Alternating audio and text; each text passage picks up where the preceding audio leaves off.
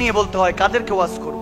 বিশ্বাস করুন, প্রত্যেকদিন যখন ওয়াজ করতে বা খেতাবাত করতে, লেকচার দিতে বের হই, চিন্তা করি কি ওয়াজ করব, কাদেরকে ওয়াজ করব, যেখানে শিক্ষার সুউচ্চ ব্যবস্থা নাকি আছে প্রাচীর অক্সফোর্ড ঢাকা ইউনিভার্সিটিতে।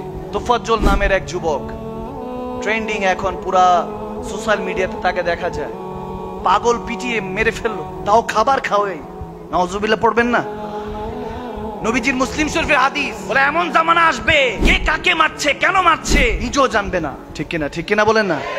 সাদাকতা ইয়া রাসূলুল্লাহ, ইয়া রাসূল আপনি সত্যই বলেছেন, আসলে ওই জামানা পার করছি আমরা। খাওয়ালেন কেন, আবার মারলেন কেন? একজনকে নাকি ধরেছে, ধরার পর তারা বলতেছে আবেগে মেরে ফেলছি। নাউজুবিল্লাহ, কোন জামানায় বসবাস করছি? আল্লাহ লানত আসবে, পাগল মেরে ফেলছেন। বেচারা শুনেছি কিছু বছর আগে মা বাবা ইন্তেকাল করেছে, তার কিছু বছর পর একটা ভাই ছিল, ভাইও ইন্তেকাল করেছে, বোনও ইন্তেকাল করেছে। শোকে তার ভাইটা লাশ ছিল, তাকে দেখছিল, কিছুদিন আগে ইন্তেকাল করেছে, ক্যান্সার ধরা পড়ে শেষ, সে একা ছিল, পাগল হয়ে গেছে। দেখি জিকির করছে, দুরূদ শরীফ পড়ছে। বেচারা দেখতেছি ছোট ছোট বাচ্চাদেরকে নাকি সহযোগিতাও করতো, পথ শিশু যারা ছিল। এই অবস্থায় মেরে ফেলেছে। দেখেন, আমি এই ঘটনা যখন দেখছি তখন আমার সফর সঙ্গীদেরকে একটা ওয়াকিয়া বলছিলাম, যে একটা হাদিস আছে কাশফুল মাযুবের মধ্যে দাতা গঞ্জবাগ শেখের আলাইহি রাহমা তিনিও বর্ণনা করেছেন। হাদিসটা এরকম, এক পাগল হেঁটে যাচ্ছিল, এক নয়া দম্পতি কিংবা ভালোবাসার মানুষ স্বামী স্ত্রী হেঁটে যাচ্ছে। হঠাৎ করে ওই পাগলটা একটা পানির মধ্যে, ওই বৃষ্টির পানির মধ্যে পড়ার সাথে কাদাটা ওই মেয়ের গায়ে গিয়ে পড়লো। এসে ওই স্বামী কিংবা ওই ছেলেটা ওই পাগলটাকে একটা থাপ্পড় দিল।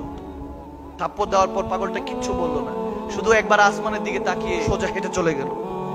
যেতে দেরি নেই, কিছুক্ষণ পরেই ওই মেয়েটা দৌড়ে আসলো ওই পাগলের কাছে, এসে বলতেছে আপনি ক্ষমা করেন আমাদেরকে, মাফ করে দেন। পাগলটা বলেছে কি হয়েছে মা? বলে দেখেন ওই যে আমার স্বামী, হাজবেন্ড, যে আমাকে আমার কষ্ট দেখে হয়তো সহ্য করতে না পেরে আপনাকে থাপ্পড় দিয়েছে, তার উপরে এই মাত্র বিজলি পড়ে সেই ওখানে মারা গেছে। নাউজুবিল্লাহ পড়বেন না? আল্লাহর গজব। বলে আমি তো কিছুই করিনি, সেটা তো আসমানি গজব। বলে কি এমন করেছে? লোক সবাই এসে ওই পাগলকে বলছে আমরা দেখেছি যে আপনি উপরে তাকিয়েছিলেন। বলে হ্যাঁ, আমার পায়ের পানি ওই স্বামী তার স্ত্রীর গায়ে পড়ার কারণে সহ্য যেভাবে হয় নাই, আমার গায়ে যখন থাপ্পড় দিয়েছে আমি তো তার পাগল। আমি তো তার পাগল, আমার গায়ে যখন আঘাত হয়েছে তার কিভাবে সহ্য হবে? আজকেই দেখছি বাইতুল মোকাররমে ওখানে মধ্যে দুই দল মুসলমান মসজিদের মধ্যে দাঙ্গা ফাসাদ করছে। নাউজুবিল্লাহ পড়বেন না? খতিব সাহেব নির্ধারণের জন্য। তো আমি বলতে চাই এখান থেকে, চট্টগ্রামের জমিন থেকে অন্তর্বর্তীকালীন সরকারের কাছে পৌঁছাতে চাই, প্রধান উপদেষ্টা পর্যন্ত, যে আপনারা এগুলোর ব্যবস্থা নেন।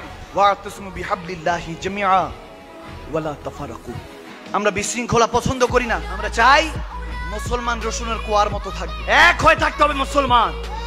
রসুল নামে রশি ধরে যেতে হবে খোদার ধারে, ঠিক কি না?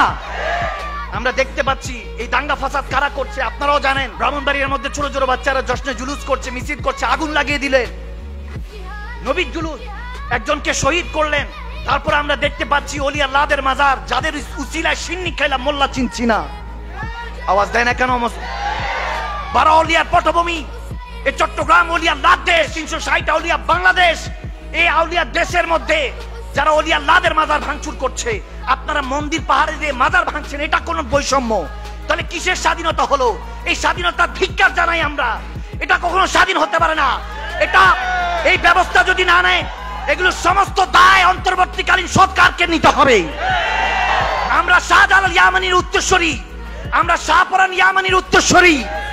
এই বাংলাদেশ ওলি আল্লাহদের দেশ, এখানের মধ্যে কখনো জঙ্গি গোষ্ঠীরা দাঁড়াতে পারবে না ইনশাআল্লাহ। দাঙ্গা ফাসাদ কখনো ইসলাম হতে পারে না। আমার নবী যেখানে ছোট ছোট পিঁপড়াকে বলেছে, সাহাবারা হেঁটে গিয়েছে, পিঁপড়ার মধ্যে আগুন লাগিয়েছে, পিঁপড়া চিৎকার দিয়েছে। মুসলিম শরীফের হাদিস খুলে দেখেন, আমার নবী ডাক দিয়ে বলেছে এই পিঁপড়ার উপরে আগুন কে জ্বালালো? আরেক হাদিসে এসেছে পাখি চিৎকার দিয়ে কান্না করছে।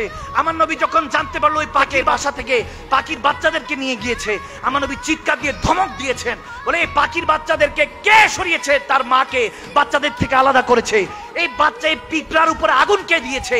মাখলুকাত, একটা মাখলুকাতের উপরে আযাব দেওয়ার সাহস কোন মাখলুকাতের নেই। আমরা সৃষ্টি হয়ে সর্বশ্রেষ্ঠ হয়েছি নাকি এই মাখলুকাত, আশরাফুল মাখলুকাত?